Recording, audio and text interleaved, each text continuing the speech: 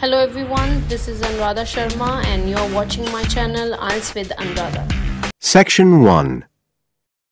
You will hear a telephone conversation between an employee of an airline company and a customer. You have 30 seconds to look at questions 1 to 6.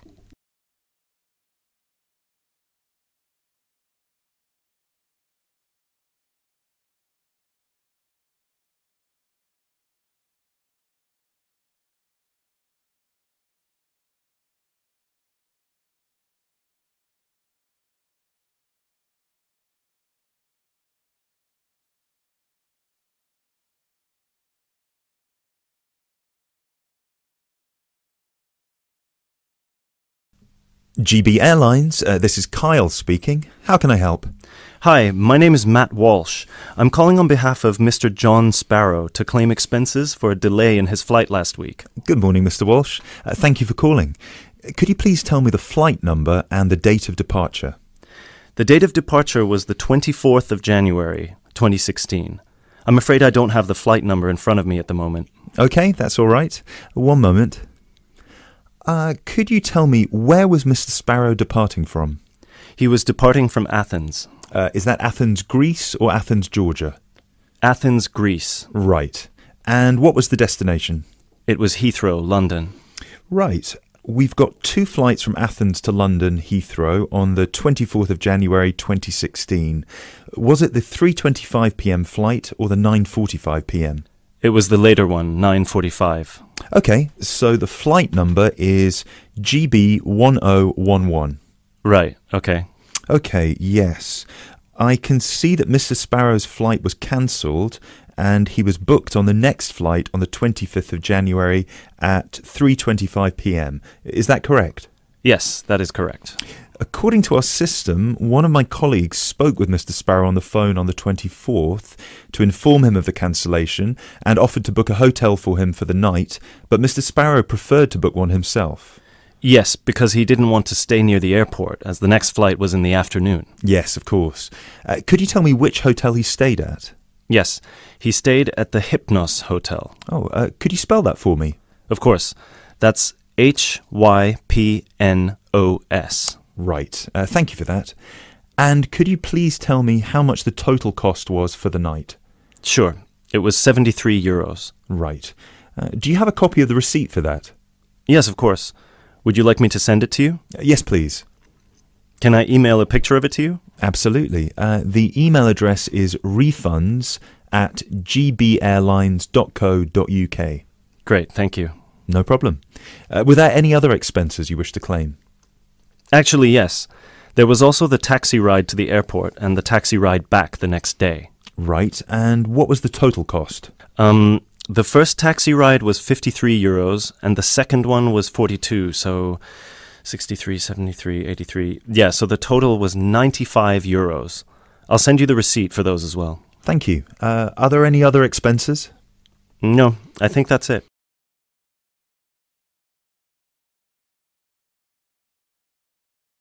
You now have 30 seconds to look at questions 7 to 10.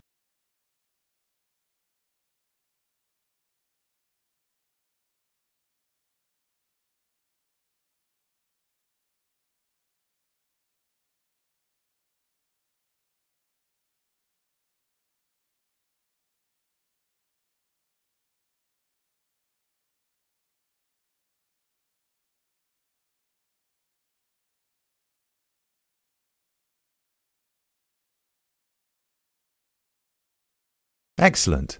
So if you could please send us the receipts for the hotel and the taxi rides, and after we receive them it should take about 48 hours for the funds to reach Mr. Sparrow's account. Perfect. Thank you so much. My pleasure.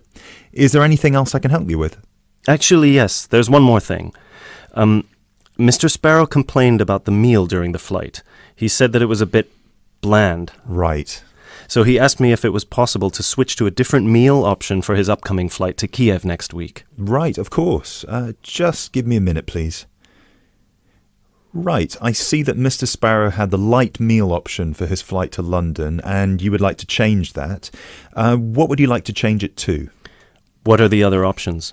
We've got 12 different meal options. Would you like me to list all of them for you? Well, Mr. Sparrow has told me that he would prefer something without meat. How many of these do not contain meat?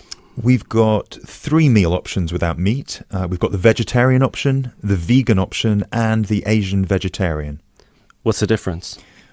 There's a variety of different dishes served with each option. For example, next week the vegetarian option will be a small spinach and feta cheese pie, a bread roll, a salad, and tropical fruit. And the vegan option? The vegan option doesn't include any dairy products, and it also doesn't include fowl, eggs, or honey. I'm afraid I don't have the specific menu for this week, but I can email it to you as soon as it becomes available. Oh, could you do that? That would be great. Yes, of course. I can email you a detailed description of all the meal options if you like. Yes, please. No problem. Please do not forget to call us back to change the meal option. You need to do that 48 hours before the departure time for international flights and 24 hours for domestic flights. So 48 hours for this one then? Yes, exactly. Perfect. Oh, no, I'm sorry. Transatlantic flights require 48 hours. All flights within Europe require 24 hours. So in this case, you will need to call us 24 hours in advance. I apologise for that. Okay, great. So, could I please have your email address so I can send you the menus? Certainly. It's matt.walsh@sparrowlimited.com. That is the end of section 1. You now have half a minute to check your answers.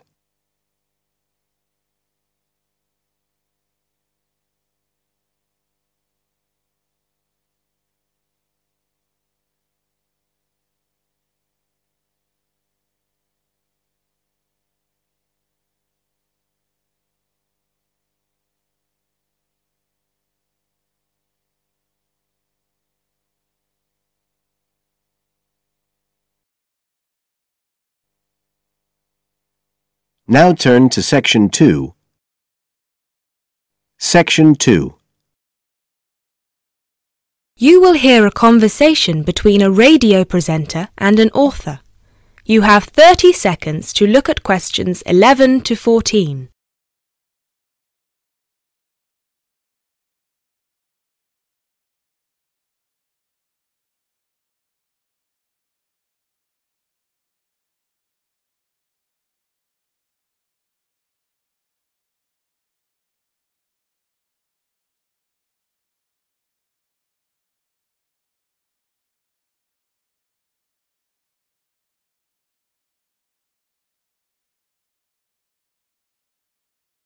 And here with us today we have Patricia Abadan, author of the best-selling book Beginner's Guide to Self-Publishing and owner of the self-publishing company Make a Book. Hello. Hello, Patricia. Now, I know a lot of our listeners are interested in self-publishing their novels, but they don't know where to start. As a successful self-published author, what would you say are some of the pitfalls they'd need to avoid? I'm glad you asked that, Mark. The thing is that with the e-book revolution that started in the early 2000s, we experienced a shift in the literary market, and suddenly aspiring writers didn't have to rely on agents and traditional publishers anymore to get the opportunity to publish their books. But just because we can publish, does that mean we should? For me, there are 4 questions that each writer needs to ask themselves before they attempt to join the market. The first question is my book ready? One of the biggest mistakes new writers do is that they get so excited with the prospect of publishing their book that they rush through the process and they don't bother with the technicalities such as thorough editing. And they should, because editing is about 50% of the final product. It's not as glamorous as the process of actually creating the story, but it's just as important. The final product needs to be immaculate. Not just in terms of grammar, but also in terms of plotting, characterization, and even spelling. Secondly, do I understand the market? Unless you're publishing just for your friends and family, you need to have a sound marketing strategy. The beauty of self-publishing is that anyone can do it, but that also means that you're fighting for attention against millions of other titles. Do you know what sets your book apart? Do you understand who your audience is and how you're going to reach them? Do you have a solid presence in social media? In general, do you know how you're going to sell the book to people? The third question, and I hope I don't sound too pragmatic, is, Have I worked out how much money I'm willing to spend? This extends beyond the cost of self-publishing itself, obviously. There's the cost of advertising, the cost of proofreading and copy editing, the cost of giving away free copies to reviewers, and let's not forget the cost of a professionally done cover. The truth is that the more you see your book as an investment, the more of a return you're going to get. But either way, you need to know what your available funds are. And the final thing is something most writers overlook, but it's just as important as the other three. Have I started my next project yet? Remember, one book is never going to make you rich, and it's never going to make you famous. If you want to succeed, you need to keep writing and keep publishing as many books as you can. That's how you build an audience, and how you get your book to the top of the charts.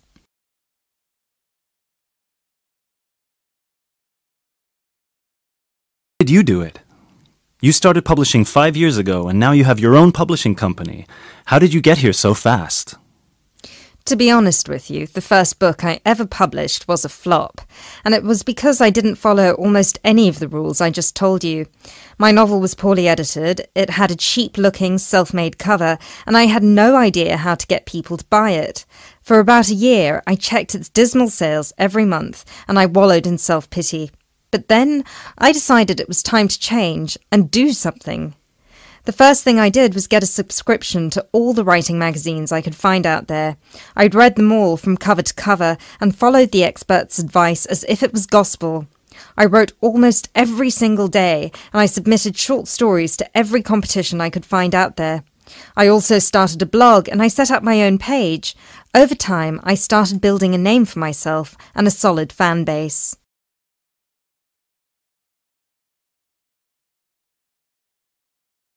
You now have 30 seconds to look at questions 18 to 20.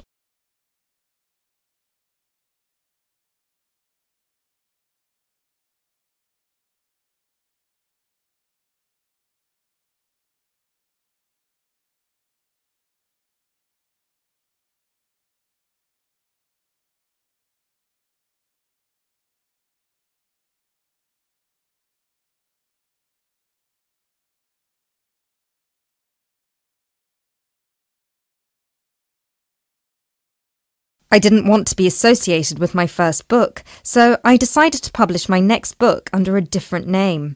This time I sought professional help with editing, and I spent months working on it until it was ready. I also sought the advice of friends who worked in marketing and tech-savvy friends who helped me come up with a marketing plan.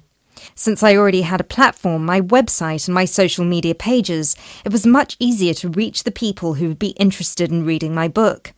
And of course, while all of this was happening, I was also in the middle of my next novel, which I planned to have ready for editing by the time the previous one was out.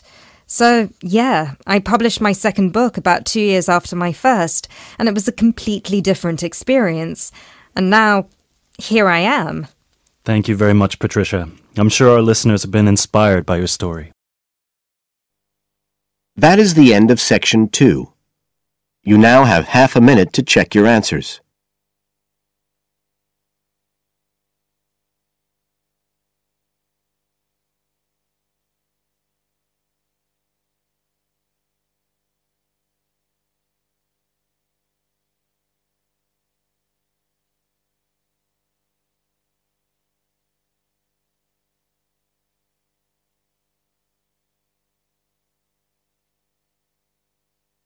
Now turn to Section 3.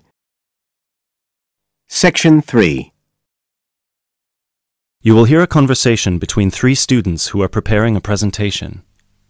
You have 30 seconds to look at question 21.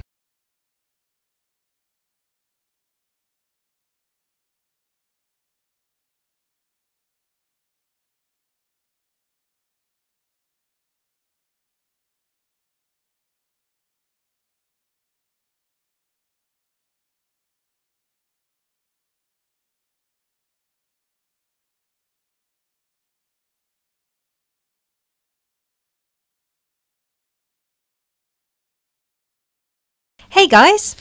Oh, hey Gail, you made it. Yeah, sorry. I was stuck at the library paying late fees. Have you guys started going through the data yet? Yeah, we've already collated it and we've started designing the graphs we're going to use in the presentation. Oh, really? That's fast. Well, anyway, here's what we've got so far. OK, so...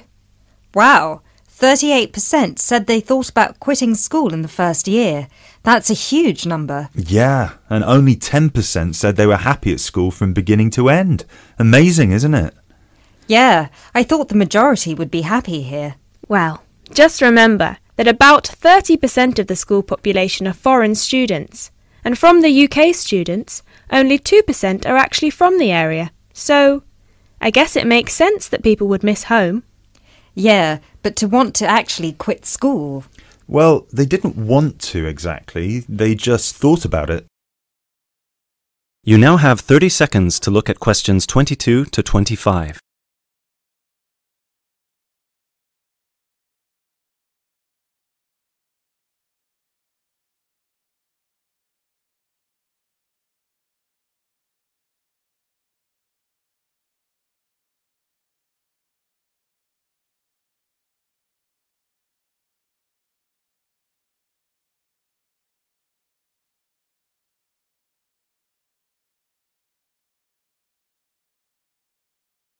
OK, so how should we organise the presentation? What did you guys decide? Well, Kevin and I were saying that we should start by explaining what the topic of our research was and how we decided to collect the data. So, I'll start by saying that our topic was how first-year students felt a month after beginning school and how their attitudes progressed and changed by the end of the academic year. So then we were thinking that I should explain that the population we want to study was obviously first-year students, but because we need their complete experience from the beginning to the end of their first year, we'd have to actually poll students in their second and third year. And then we said that you should explain how we access the population. So I'll say that we got the permission from the school to go to different classes from different departments and hand out the surveys in paper form, right? Right. And that it took us about 3 weeks to complete this part of our research.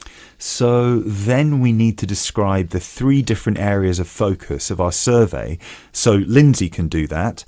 Say that the survey had 3 sections. The first one asking just some general questions about the age, gender, nationality and field of study of each student. Then the second one focused on how they felt in their first 6 months at school. And the third, how they felt in the summer after their first year was complete. That sounds good. You now have 30 seconds to look at questions 26 to 30.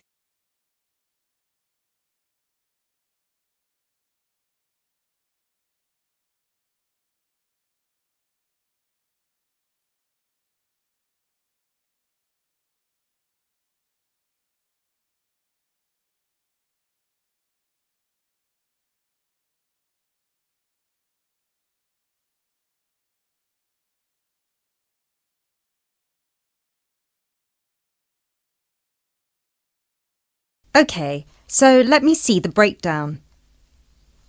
OK, so we've got an equal distribution of boys and girls. That's good. Almost equal. 51% of the participants were boys, the rest were girls. Right, and 70% of the participants were British, while the other 30% were... 10% were from America and Asia, 2% were from Africa, and 18% were European. We had a small number of Australians as well, 0.03%, so I guess Europeans were 17.97% if you want to be precise. Which we should. Anyway, and obviously the age was all 20 or 21, with a few 19-year-olds. Only about 5%. No, wait. 4%. Right? No, it's 5%. Look. Right. OK, so Lindsay will describe the 3 sections, and then you, Kevin, you'll describe the demographic and geographical breakdown, and You can start with the graph, and then we'll all explain the data together. Right, so we'll put this graph up on the board and explain that most students experience some form of homesickness or mild depression in the beginning of their course. But we need to point out that by the end of the year, it was only 5% that still felt like quitting school. Yeah, but remember that we didn't actually have the opportunity to interview or poll any of the students who left school. So the information we have only relates to current students, and those numbers might be bigger in reality. Yeah, I guess we need to mention that. But we did check the dropout rate for the last 2 years, and it was very low, so at the end of the day, the numbers can't be much bigger. Yeah. Anyway, so after we explain the data and we show the 3 graphs with the background information and the responses for 6 months and 1 year, we should spend some time also talking about... That is the end of section 3. You now have half a minute to check your answers.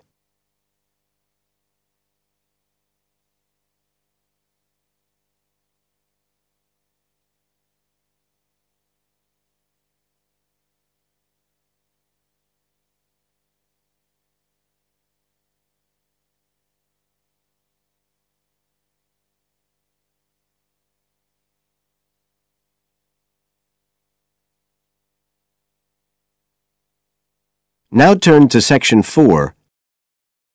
Section 4.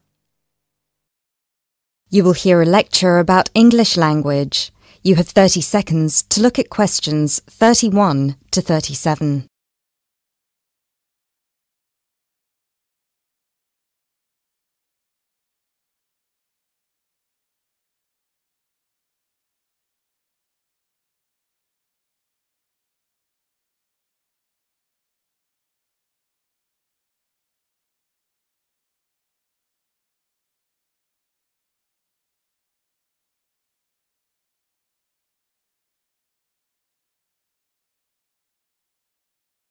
Those of you who were here last week will remember that we talked about the journey of the English language from its early Indo-European origins through to Old English, Middle English, and then to early and late modern English before it reached the form that it has today. Today, we will be continuing that theme by focusing on the future of the English language and all the places it might go from here. There are about 2.1 billion people around the world who can speak English. Out of these, only 400 million are native speakers, which means that 4 in 5 English speakers are non-natives. This is obviously quite an impressive number, considering that just 2 centuries ago, in 1801, there were only about 20 million speakers of English around the world, and languages like French and German were ahead of English in terms of how many people were using them. But what does it mean? What it means is that the future of the English language doesn't really depend on its native speakers, but on that massive number of non-native speakers learning it around the world. Has anyone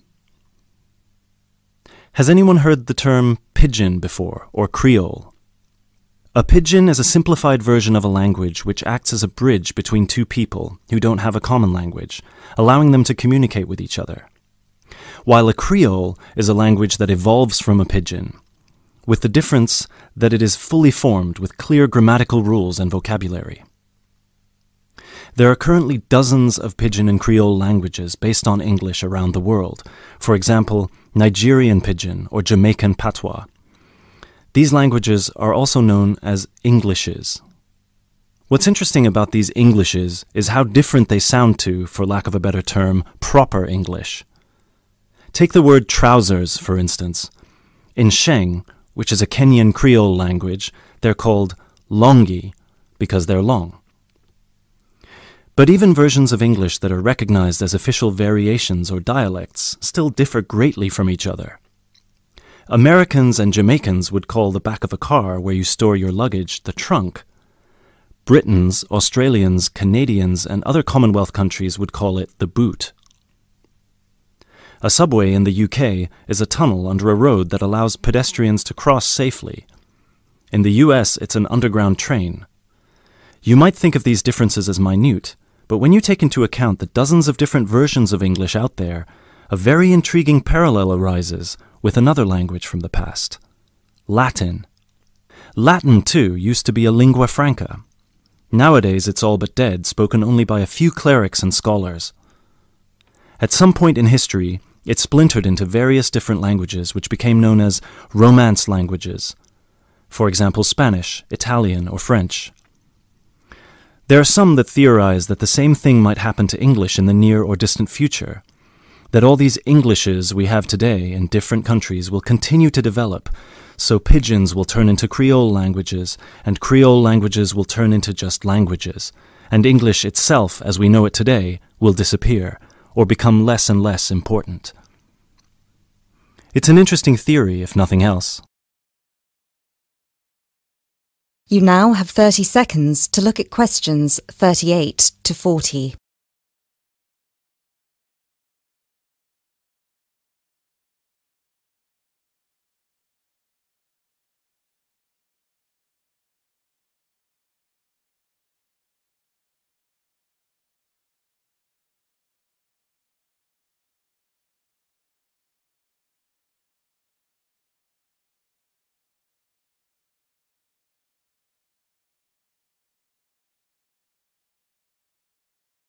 It makes sense that as English grows in popularity, countries, especially those with a strong sense of identity and tradition, will develop their own versions of the language, marked by the idiosyncrasies of their culture.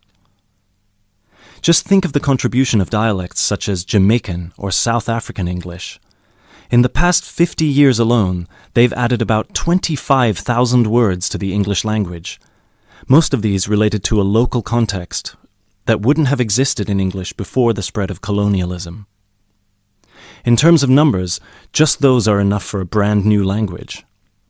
There are some flaws to this theory too, however. While it's true that Latin and English have a lot of similarities in terms of how they developed, or have developed throughout history, there is one big difference. We currently live in an era of globalization. Today, you can be in India and stream an American film or TV series in seconds. You can be in Nigeria and listen to British music. You can be in Brazil and read a novel from an Australian author. Just a few centuries ago, this was unthinkable. So what's the other way that English could go? According to some experts, there's the possibility that it could maintain its status as the world's global language, but with a few differences. Already today, most conversations in English occur between non-native speakers.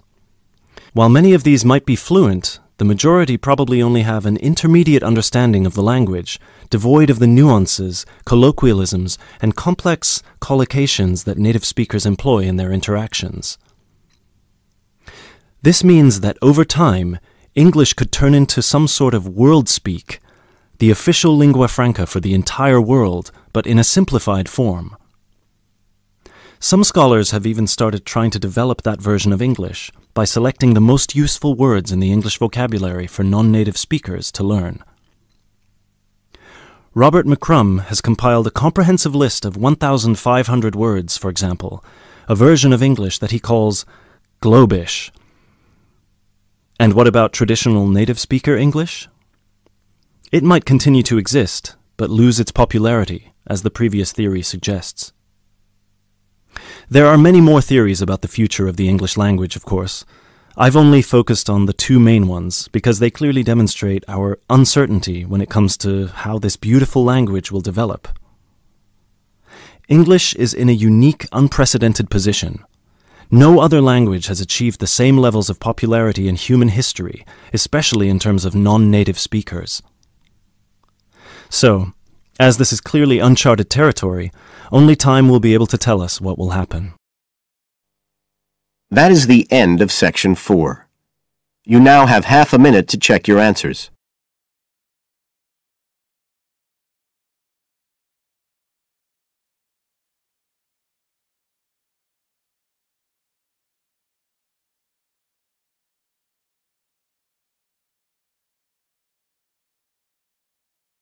Thank you for watching and stay tuned for more videos.